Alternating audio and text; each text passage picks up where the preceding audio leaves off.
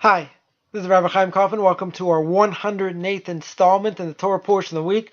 We're holding by Parshas Vayeitze. Parshas Vayeitze speaks about the story of Yaakov and Rachel and the fact that he got swindled and ended up marrying Leah first, and the whole story with all the children that they have, that Leah has, and Rachel can't have children and has difficulty having children. So this is the whole whole interesting parsha. So the Torah says, chapter 29, verse 25, book of Exodus. It says, it came to pass in the morning, behold, it was Leah, and he said to Lavan, what is this you have done to me? Did I not serve you for Rachel? Why have you beguiled me? Why have you tricked me? Right? You trickster, why did you trick me? So in the morning, he finds out it's Leah. And originally, who did he work for? He worked for Rachel, and they made a plan, right? They made a plan. They had certain signs. So even through all his everything that he tried to do to make sure that Lavan wouldn't swindle him, he got swindled, right? He got swindled because Rachel gave over the signs to her sister, and he ends up being with Leah. So there's a question here which says Mori Varebi Ravagon Ramoshtar Mokshlita should be well. He says like this: why is it Yaakov marries Leah?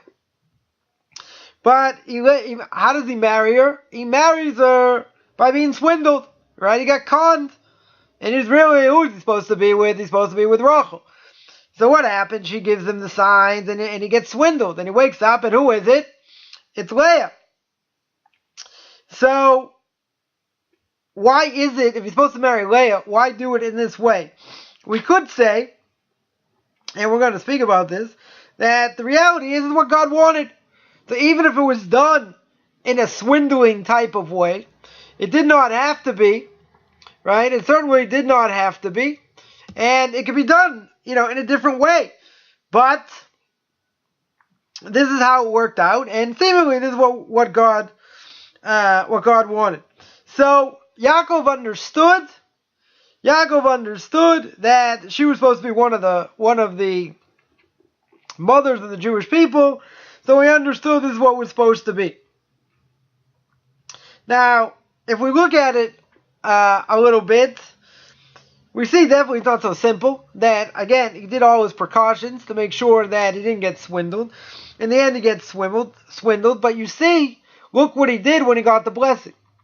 Right? He gets the blessing from Yitzhak, where his mother dresses him up like Esau, and he steals the blessing. Right? So you see that even though he swindled his way, right? Literally, I mean, that's, call a spade. He swindled his brother, even though he deserved to have the blessing. Nonetheless, he didn't do it on he did it in a probably not so nice way, right? Even though, it was permitted for him to do. And he got what he deserved. Nonetheless, since he did it through trickery, through swindling, so too by Leah, she's able to trick him, and he ends up marrying her. Again in a similar way. The way he tricked his brother, he also got tricked. So here it's interesting. God shows, as my Rabbi points out, God shows how far trickery can go. That Lavan was willing to switch Leah for Rachel in order to strengthen the fact that he's showing Yaakov that swindling's a bad thing, and that there's no leniency over here. He did it himself, right? Even though Lavan tricked him, he's showing him, well, what he did was wrong. The way he stole the blessing was wrong.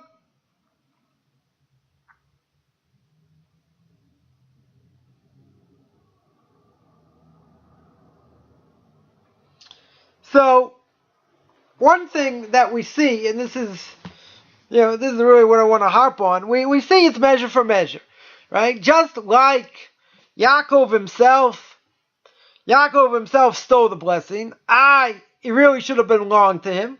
Nonetheless, his mother concocts this scheme in order that he should get the blessing and his brother shouldn't. So Yitzchak had a tremendous fear, right? That's what he says. He had a tremendous fear when Esav comes in. But when Esav says, "This is the second time my brother swindled me. First time by stealing the birthright." So there Yitzchak was assuaged by the fact of what Yaakov did, for the sole reason that since Esav said that he already got swindled once, he understood that this was meant to be, right? And that he gave the blessing to the right person. Now, again, so one explanation, he says it's measure for measure. Just like he swindled Esav, so he himself got swindled. So you see when it comes to swindling, there's no leniencies over here, right? There's absolutely zero leniencies. And Lavan is showing him to prove a point. Lavan was a Rasha. Lavan is evil, right? So you say, well, he's going to try and show up Yaakov and say, look, you're no good. I'm going to show you. Oh, you think you're a swindler and it's okay. I'm going to show you. But he was the ultimate swindler, right? He's just using this as an example, right? But it doesn't, we're not saying that Lavan's a tzaddik, right? We're certainly not saying Lavan's a tzaddik, that he's righteous, that he's pious by any stretch. So we mentioned by stealing the blessing, right? We mentioned that sometimes the person's allowed to swindle, right? Even though Yaakov is the pillar of emes, he's the pillar of truth.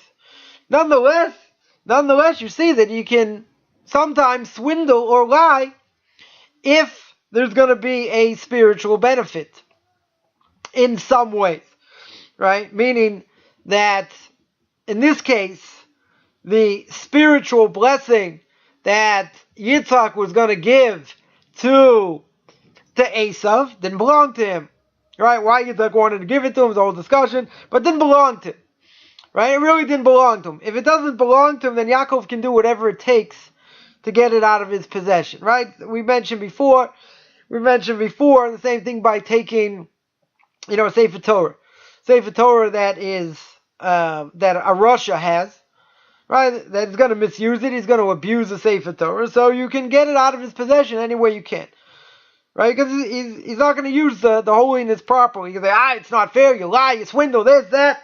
Sometimes you do what it takes.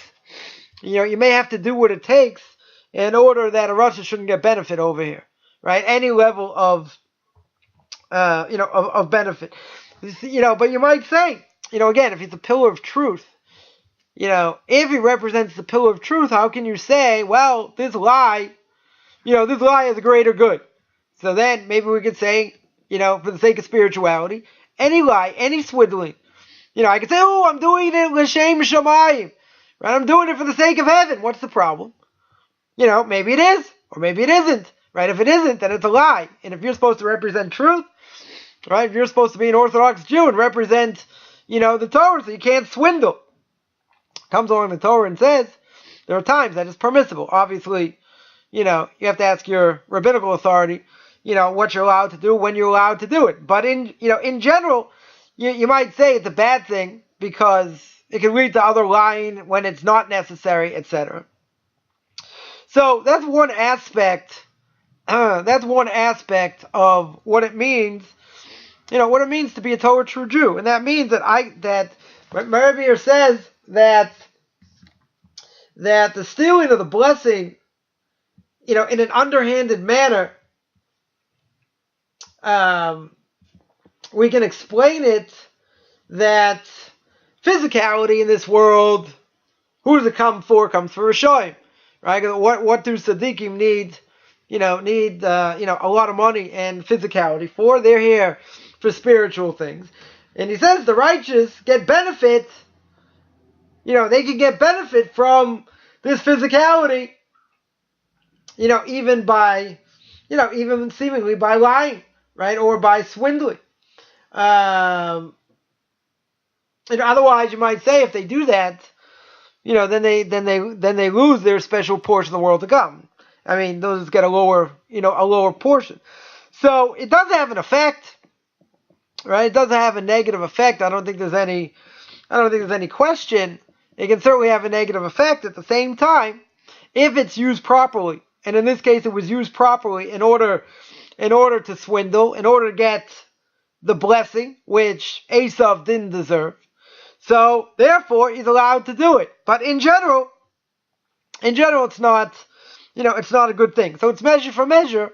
Again, just like he swindled his brother, so he here got swindled. But Mary makes another point, which is really the point I want to harp on, and that is that when he married her, when he sees that it's Leah, and it's not Rachel, Mary brings down, maybe they were twins. How did he not know it was her?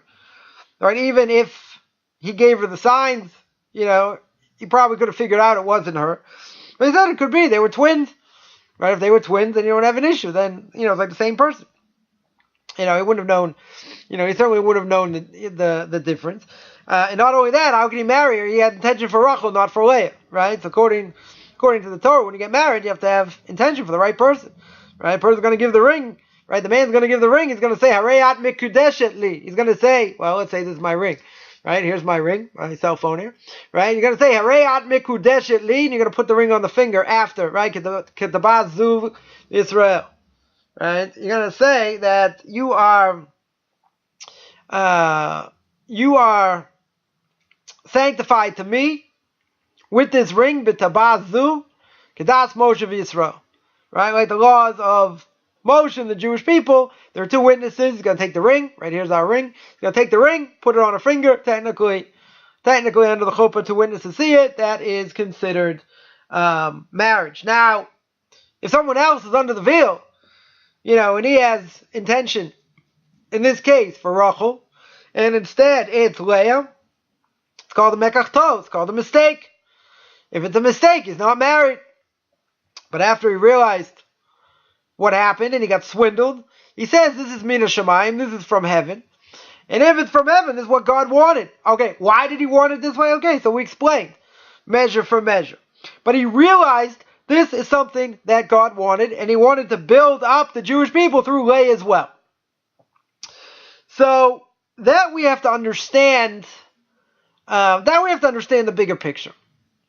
And in the bigger picture, I think this would save most people a lot of heartache and a lot of difficulty in their lives if we understood one very simple thing. Now you're going to say this is something obvious, and I'm not telling you anything new, which I very rarely do. I'm very great at embellishing what my Rabbi says and what other people say, much greater than me. But, we'll say something very, very, very simple and very basic.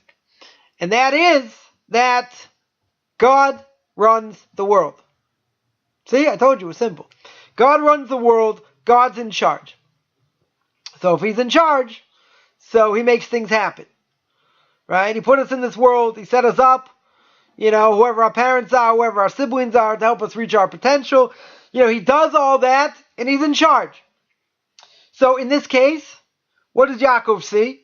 Yaakov sees the fact that he got swindled. He says it's mina shamayim. This is what God, this is what God wanted. Now, in the deepest part of our hearts and our minds, isn't that what life is? Isn't that what we're doing here in this world? That we want to do God's will? We want to serve him to the best of our ability? Isn't that what he wants? Aren't we supposed to show through our actions that God runs the world and that God's in charge? See, I told you, this is olive base. Right? This is a pretty simple idea. But we're going to take it to a different dimension. Right? We're going to take it to a different dimension. So hold on. So the book of Leviticus. In the book of Leviticus, it says that a person's not allowed to take revenge against another person. Right? Leviticus chapter 19. 19 verse 18. You shall not avenge or bear any grudge against children of your people. You shall love your neighbor as yourself. I am the Lord. Not allowed to take revenge. What does it mean? You're going to say, okay, what's the connection over here? Taking revenge. So you'll see the method to the madness in a second. What does it mean to take revenge? Reuven comes to Shimon. Reuven says, Shimon, you got a lawnmower I can use? I mean, not here. It's not going to help. It's not much here. Right? You got a lawnmower? Shimon says, yeah, but you can't use it. I'm not letting you, can I borrow, Reuven says to Shimon, can I borrow your lawnmower?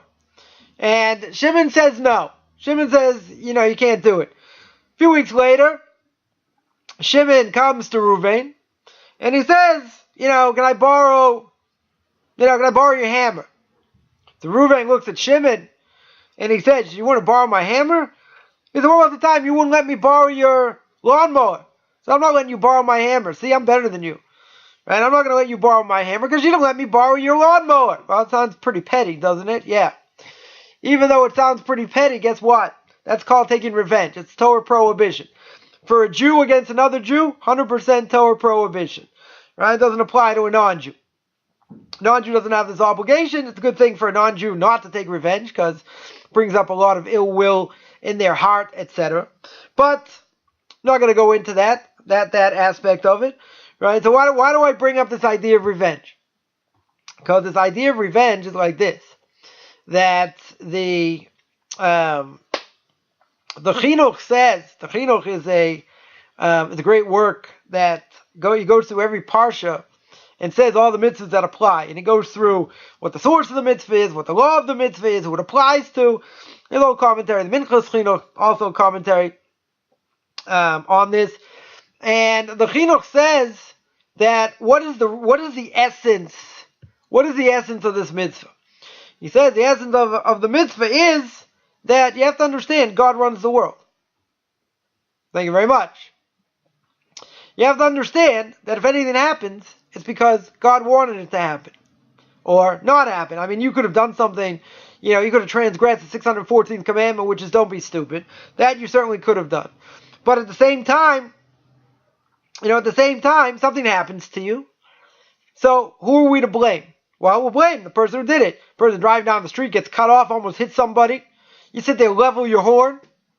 Oh, at least that's what they do here because, that's the best part of the car is you beep at people. That's how you get things done. Right? Even if the light's just about to turn green, so you beep. How come the guy's not moving? Well, it's still red. Doesn't matter. They'll still beep. Split second when you have to move. So there the Chinuch says, anything that happens is because God wanted it to happen. And whatever happens, the person's only a messenger. This guy cut me off driving down the street and he's yelling and screaming and beeping your horn. So obviously God wants you to work on your anger. Right? If he wants you to work on your anger, well, you might have failed, you might not have, but this person's only a messenger. If a person hits a dog, I'm not advocating it. All you PETA activists, just calm down. Right? I'm not advocating that. What I'm saying is that if a person hit a dog, who does the dog go after? Let's say that again. A person hit a dog with a stick. Who does the dog go after? The stick. But isn't the person wielding the stick the one the dog should go after? Yeah. So the person who cut us off, the person who caused us damage, any of these things, and we're yelling and screaming, jumping up and down, aren't they the stick? Right? Aren't they just the messenger? So who's the one wielding the stick? In this case, who should we be angry at? We should be angry at God. He's the one who caused it. But why did he cause it? Because of my actions. Whatever a person did. Could be, maybe he didn't do anything wrong. Maybe you have to go through this for the sole reason that, your soul has to go through it. Your reincarnated soul comes back to this world. Right? Certainly not the first time we've been here. Right? Our soul's been here. So you come back to this world. And you have to fix things up, whatever it is. Whatever it is you have to do. So, that being the case, it could be a person gets punished. A person has to go through certain things because of what the soul went through. What the soul needs to go through in order to get totally fixed up to go to the next world, to reach his potential. So why do I say this is simple? Well, that is a simple idea. So if you look at it, you look at it at face value, and we understand God's in charge. Again, we said that's easy, right? God's in charge, but everything thrown at us, right, is what he wants for us. Now, we could have done something stupid and deserve it. At the same time, God's orchestrating everything. If God is orchestrating everything, someone caused me damage or, embarrassed me or whatever, that person, okay, they're going to get punished, right, if they cause damage, right? They're certainly going to get punished because they say, well, God put me up to it. This is how God runs the world. It's not my fault. Well, you have free will or not. You're not programmed DNA like an animal. You have the ability to speak. You have the ability to make decisions. So if you cause someone damage, you're liable. You're certainly liable. At the same time, even though that may be true, at the end of the day, that person is only a messenger. Doesn't matter, he embarrassed you in public. He's a messenger. It's wrong what he did. He's going to get punished. Right? But he's a messenger. So the trials and tribulations that we get and the difficulties that we have, the people or things that come our way, they are messengers. And the messengers coming from who? From God. God is using them as messengers. Question is if we get the message. So if we understand this very simple idea by language, very simple. If we understand this, our lives are going to look totally different. Because no matter what happens, as difficult as it is, we are going to understand this is God giving us a love tap. Tap, tap. Right? He's giving us a love tap showing that we need to change. Showing that we need to make the effort. Now that's very good. That's very good to understand. There's only one problem. If I know what the right thing is. Now, even before I get to that, this is what the Torah Hashkafa is. This is what the Torah philosophy is. That if something happens to me, God's the one pulling the strings. I have free will. I can act or not act. I can say something or not say something. It's my choice. But God's putting me in certain situations. If he's putting me in certain situations, and someone causes me damage, and you're yelling and screaming at this guy, why'd you do this? Why'd you do that? Keep in mind, if he caused you damage, he's a messenger. Now, we can get very difficult messages, right? And it may be extremely painful. So, if the person in my own life, right, I'll use a pertinent example, someone in my life that I know is still alive, I'm not going to say what he's doing now, it'd be totally embarrassing, but, this person many years ago stole every cent I owned. It's a lot of money. Stole from a lot of people, not just me. Now, at the end of the day, the Torah philosophy is that, okay, it happened. It was above nature for a lot of different reasons. It wasn't something that should have happened. But at the end of the day, this person 100% is a messenger. He's a messenger. Is he guilty? Oh, sure. Right? He's a thief. No question. Goes to jail? Yeah. Didn't go for jail very long, but he's guilty. And he'll always have that on his, not only in his conscience, but, everyone's going to know. This is what he did. So, that being the case, then, since the Torah over there says, I'm not allowed to take revenge. Can't take revenge against this person. Right? And it says I can't hate him in my heart. Because he's a Jew. Secular Jew, fine.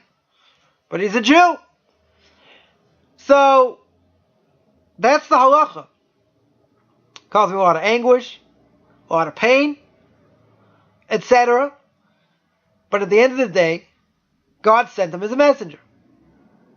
This is what he did. So really, whatever money I had, obviously, God says, well, you're not using it the way you should be. It should be taken away. This one's just a conduit to do it. So that is the Torah philosophy. That's up here. That I get. Now the question is, how you put that in your heart after you've gone through all this pain and all this difficulty. That is the real work. Right? You can't have a disconnect between the mind and the heart. But you have to work very hard putting them together. So, if it was an easier test, maybe it'd be easier. But you see, God doesn't test us for no reason. So during that whole odyssey, of when it happened, and I had to move, and I moved to South America, then I was in New Jersey, and then I came back. Being on 2 continents in 3 years, uprooted my family twice. It wasn't so much fun. It wasn't so much fun. But, essentially, this is what happened. So, the Torah says, you're not allowed to hate him. Well, it caused a lot of pain. I can tell people not to do business with this person. Right? That's not Lashon Hara. That's warning someone who's a thief. He's a convicted thief. Now, even so, if a person in my situation, meaning me, would have any hard feelings in my heart, so that's a problem with this prohibition. You can't hate him in your heart. I caused you damage, caused this, caused that, caused a lot of issues. True. Torah says, I want you to overcome that. Doesn't mean I have to be best buddies. Doesn't mean I ever have to speak to him again. Or ever see him. I can hate what he does. I can hate what he did. Can't hate him in your heart. But at the end of the day, over the years, there were very few days I actually lost it. Very few. Could have lost it very easily. In so many different ways. So I'm not saying anything about myself. And saying look how great I am. Look what I went through. What I'm saying is the proper Torah philosophy is, he's a messenger. He was the messenger. But see, when you're down and basically knocked out, and you're struggling day to day, it's very hard to say, it's very hard to believe that. It's very hard to live it. So I'm not saying I was successful all the time. But I will say, if I hadn't learned so much Torah philosophy and so much Jewish philosophy, I never would have got through it. Certainly not with the help of my rabbis and others. I never would have got through it. But see, it made me strong in my belief that stuff doesn't happen for no reason. But at the same time, he's the messenger. I understand he was the messenger. Right, but who sent him? Right, obviously God sent him. And throughout all that time, there was never one complaint, never one blasphemous statement. Why did God do this or why did God do that? I had it easy for many, many years. Helped a lot of people for many years. So that I have no complaints. Now, it was difficult. And it was hard to get through. And there are other circumstances that made it almost impossible to go through. Right, which I'm not going to go into. But at the same time, I got through it because I understood this. At least up here. I put some of it in my heart. It's very hard to put all of it. You got to be truly righteous for that. Right? So, no, that's not me for sure. But at the end of the day, I have such a greater appreciation, for what I had, because then I didn't have it. I still don't have it. But, it taught me a myriad of lessons that changed who I am. change the way I think, change the way I see other people in many, many different ways. And I'll be the first to say, I would have loved to have seen that in another way without going through it. But obviously, God says you have to learn the lesson. So the lesson was, the lesson was you have to put that, in your heart and you have to live it. You have to realize, God giveth and God can taketh away. He can do anything he wants overnight. But make no mistake, as we say over here, that Yaakov understood God's in charge. He understood this is what God wanted. So therefore, when he marries Leah, or marries Rachel, and he sees it's Leah, it's okay. She's permissible to him. The reason is because he understood this is what God wanted. Then he had to work another 7 years and whatever. He had a very rough time. Extremely rough time. But at the same time, it made him who he was. Because he enveloped this lesson. He understood not only is God in charge, but he can make things happen in a way you don't even think. And that's part of life. And that's something we have to recognize. That's something we have to see. That regardless of what we go through, this is what God wants. Right? This is exactly what he wants. Now there's sometimes, again, we do things on our own, and God's just going to let it happen. He's going to say, I didn't do that, you did it. So there are repercussions. Right? But God, is working out the system in this world where he puts people in all kinds of situations. By putting them in all kinds of situations, he wants them to reach certain potential. And he gives them all the ability to do that. So in my own personal life, just give that as an example. If someone came to me, and said, I had this money and it got lost and this is what happened or whatever, I could empathize. I could give some advice here and there. But see, when you've gone through it and you overcame it and you understand where it comes from, not just on an intellectual level, but you put it in your heart and you move on, so you reach a higher spiritual plane. They're not easy to do. I'm not saying, I didn't have my bad days. I certainly did. If I was in the middle of all this turmoil. At the same time,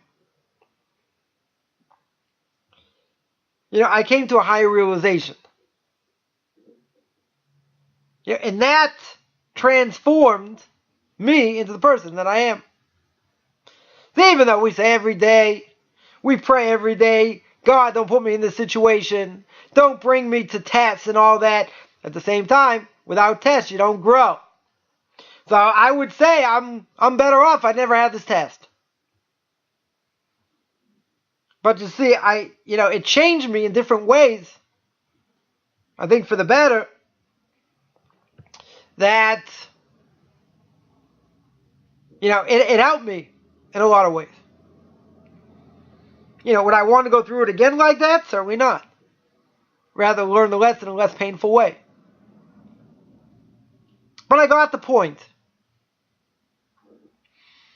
It's not about what the person did. It's not about the person at all. He's just a puppet. God just used him. He had to do it. He'll get punished. God just used him. So now, we're going to think about this for a second. Think about all those ramifications. And then say, okay, I get it intellectually. This is the Torah philosophy. Right? That is what Torah wants from us. At the same time, a person has to put that in their heart. And they have to live it. Now, should I ever put myself in a position to ever see this person? No. may be painful for that other person. Right? Again, bringing out my righteousness over here. Right? I'm not going to do that. Too painful. At the same time, can't bear a grudge. Can't hate him. Torah says I can't hate him. If I didn't have the Torah, curse him out as much as I want. Torah says you can't do that. Can warn people against him, fine. So you say the Torah really wants that from me? Is that what the Torah expects? The Torah says you can't bear a grudge against a fellow Jew. It's not good. Because you have all that inside. It's bad. It just eats away at you. That's why you can't bear a grudge. You just sit there and it's always there. Never disappears. Because you're always going to hold it against that person for whatever they did. So the act itself, yeah, I can hate. And I can detest. And I can despise. Fill in the synonyms. But I understand where it came from. I understand this person's a nothing. And this person's a thief. And a lot of other things also. Granted. But God says, I'm giving you a message. I'm sending you a message. He's just the messenger. Harbe shluchim lamakom. There are many messengers that God can send. He can send natural disasters, quote unquote, cause financial damage, cause other issues. The question is, do we say it's the person's fault? The other person who did it? Or do we say no? Do we go after them like the stick? Or do we realize where it's coming from? Now, even realizing where it's coming from, God says, fine, I'm going to test you and I want you to work on this, that, and the other thing. It's hard. There's no question about it. But we have to acknowledge this is where it's from. That's why, we're not looking to suffer. We're not looking to go through pain. If we have to, we will. Right? We don't want it. We'd rather serve God with such a fervor, even when everything is good. But we don't pray as well if the chips are down. Right? If we're down.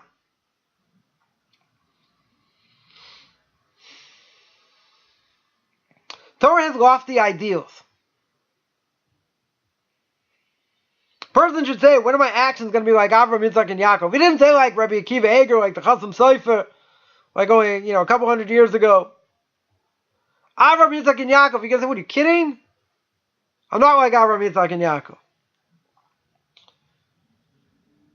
It's Avraham, it's called Avraham HaIvri. Then you make the mistake and say, oh, it's Abraham the Jew. Wasn't a Jew at this point. Right? Maybe he was, maybe he wasn't, but Avraham HaIvri means Abraham on one side. He's on one side of the world, everyone else is on the other. So the fact that we can go through trials and tribulations like he did is because he put that imprint in the world. Otherwise, we'd never be able to survive. We never want them. We don't want the trials, you're right. But you don't gain without them. Right? We wouldn't be half the people we are, if we had not gone through them. But at the same time, you'd ask anybody and they say, wouldn't it be better if you didn't go through it? Sure. I don't think too many people disagree. But even when a person makes the blessing, any blessing, you say, Baruch Ata Hashem Elokeinu Melech HaOlam. God, the wellspring of blessing. You, King of the world, created X, apple, peach, plum, right? Brei Pri Ha'etz, Brei Pri Ha'adama, Hamotzi lechem min haaretz, for bread or a bagel, whatever. Person makes that blessing stop for a split second. Think about what you're about to say. You're saying God is the wellspring of all blessing. He's in charge of the world. You need both aspects. You need both parts for it to be a blessing. You need to say God's name. You need to acknowledge He's King of the world. If I have one without the other, it's not a blessing. So when we go through life, we have to acknowledge everything comes from Him. All the good and all the bad. See, that's what makes Christians kind of squirm. Because they say the bad comes from somewhere else. Not us. We don't say we have, Mr. S, Mr. Satan himself. He's the one causing all these problems. All these terrible things. He's outside of God. No, He's not. He's like anybody else. He's a messenger. He can be a spiritual messenger. And, cause all these things to happen. Fine. He's not acting out. He's doing exactly what God wants him to do. So anytime a person makes a blessing, what are you doing? You're acknowledging God's in control. You're acknowledging God runs the world. But I want to ask the $1,000,000 question. Are we living like God runs the world? Or not? So, all of us will say, how can a person reach that level? That's a high level. It's a high level. But a person has to know, and they have to acknowledge where everything comes from. And if we live our lives like that, in the ideal sense, then whatever happens to a person, there's no bad. That's the difference of opinion between Rabbi Akiva and his Rebbe Nachum Ish Gamzu. Rabbi Akiva said, Kol David Rachmanu Latov Avid. Everything that God does is good. Nachum Ish Gamzu was on a higher level. Nachum Ish Gamzu said, Gamzu Latova. This is all good. Not that which God does is good. He says everything is good. There is no bad. What about terrible things that happen? He says that's not bad. It's a form of perspective. How we look at things. It's a much higher level. We're not looking to be masochists. Right? We're not looking to say, yeah, everything's good. I've never had anything bad happen. Right? Most people can't say that. What they can do is try to raise their awareness. And the awareness is God's the one calling the shots. What I do, it's pretty irrelevant. The question is, am I growing? Am I getting the message? Or am I blaming others? There are many people quick to blame others for all kinds of things. And they may be 100% legit. Question is, where'd you go from there? Did you wallow in self-pity? Did you get the help you needed? Did you move on or you stay in the past? We're very good at making excuses. Making excuses is exactly that. Now, if we get upstairs after 120 years and God says, fine, that's a good excuse, I'll give you that, and I'll take off, I'll take off these points, or I won't take off these points because you have a good excuse, fine. But if not, this is what God's going to ask. You're going to complain and jump up and down, and scream. Hey, it's not fair, look at this, look at that. God says you can overcome that. Yeah, I put you in a bad situation. True. But see, then God says, look what you could have done. Look what you could have become. So say, Coffman, look. Yeah, I had this schnook come and steal all your money. The angels are saying, yeah, look, he's going to curse you. He's going to say all these bad things, and he's going to do all these, whatever. And he's doing so many good things with his money. Let's see what he does. Let's see him curse you. Come on. Let's egg him on. Let's see. Didn't happen. Again, I didn't say it was easy. I didn't say it was easy by any stretch. But see, you don't spit in the hand that feeds you. And if you had it good for so long, now you have it difficult. Okay? But then you're going to say, why'd you give me all the good? The good wasn't worth it? You're an ingrate? You don't show gratitude? God's going to say, then what'd I waste it on you for? Same thing by Job. Now, I'm not comparing myself to Job. Mr. S comes to God and says, this guy, you gave him everything, gave him kids, gave him wealth. Take it away, he's going to curse you. God says, yeah, go ahead. He's not going to. But God tells him, you can't kill him. You do whatever you want, but don't kill him. Makes him suffer, takes away his money, takes away his kids. Does he curse him? No. He doesn't curse him. But we can easily say, this is the Torah, this is the merit. Gave up your life, supported people with a lot of money to charity. Then you have it taken away in the middle of the night. We don't know how God runs the world. What we do know is He does. He's in charge. He has messengers. And with these messengers, the question is, how am I going to react? Am I running after the stick? Or am I running after the one who's carrying the stick? And even in that case, you're not going to run after God and have complaints. Because we have a lot to be thankful for. And we have to know, and we have to show gratitude. Even if it's hard. Because you know what? It could be worse. If God forbid, He wanted to make it worse, guess what? Our lives could look a lot worse.